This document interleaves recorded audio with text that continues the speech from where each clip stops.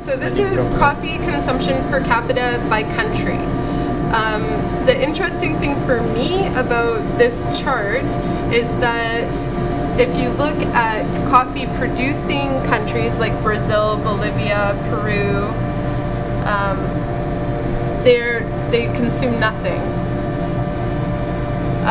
I've been told, and I can't say for certain, but I've been told that the type of coffee that they do drink is like instant coffee, and that all of the coffee that they produce is kind of designated for exporting because it's a major part of their economy.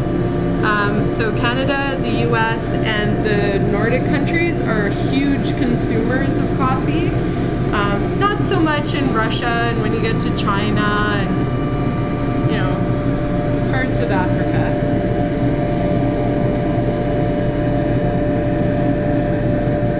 And then you can kind of see here by piles of coffee who's producing. Brazil is a huge producer of coffee, as is the Indonesian region and Africa.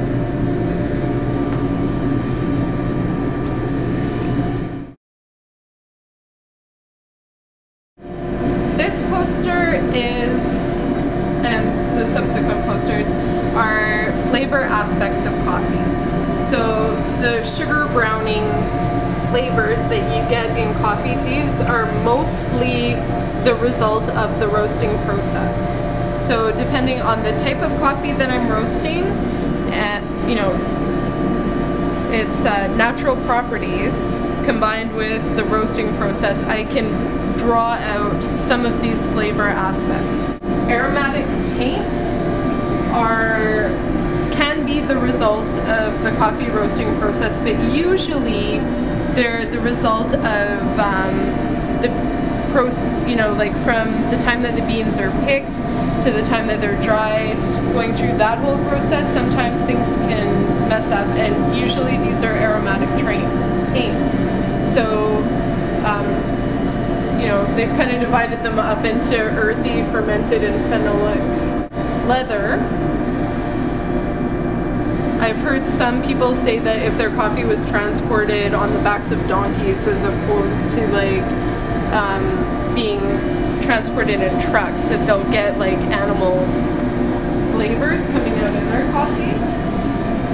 And then enzymatic is all of these flavors are a result of the acids in the coffee. So usually coffees, as far as like acidity and body go, can be divided by region, even though each region within coffee growing countries is special and unique.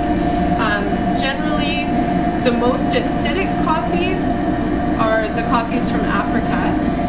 The most earthy coffees are the coffees from Indonesia and India. And then the middle of the road coffees that can be earthy and acidic are from South America.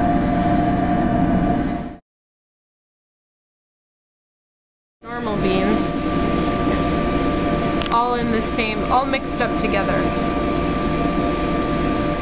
But, sorry, were you taking? If you look at Kenya, all the farms in Kenya bring their coffee to a central location, and it's sorted by size as well as quality. So then, after it's sorted at the central kind of coffee agency, they rate it, and then they have a big auction to decide the price. So this year, you know, just after this growing season, I noticed that normally I pay about maybe like $2 to $3 for Kenya AA, which is the highest standard of Kenya coffee available. And the last time I put in an order, I realized that it had jumped to $4.18, which was almost twice as much as the Ethiopian coffees like Ethiopia Harar or Ethiopia Yirgacheffe that are kind of, you know, they have a reputation of being the highest quality, some of the most expensive African coffees out there. So all of a sudden Ethiopia was at like half the cost of Kenya AA, which made me wonder what was going on. And after a quick search I realized that they've had above average rainfall levels, and that the Kenyan government is saying that they don't have money for infrastructures for their roads. So the combination of higher rainfalls and lack of roads in Kenya means that I probably won't be offering straight up Kenya AA as a single origin coffee available in the pots at Jabaroma. Because it's become so expensive, what I'll probably do is continue to use it for the blends that I use it in, which include espresso and a few others. And then I'll probably have more of the Ethiopia Harar and Ethiopia Yellowknife available instead of Kenya.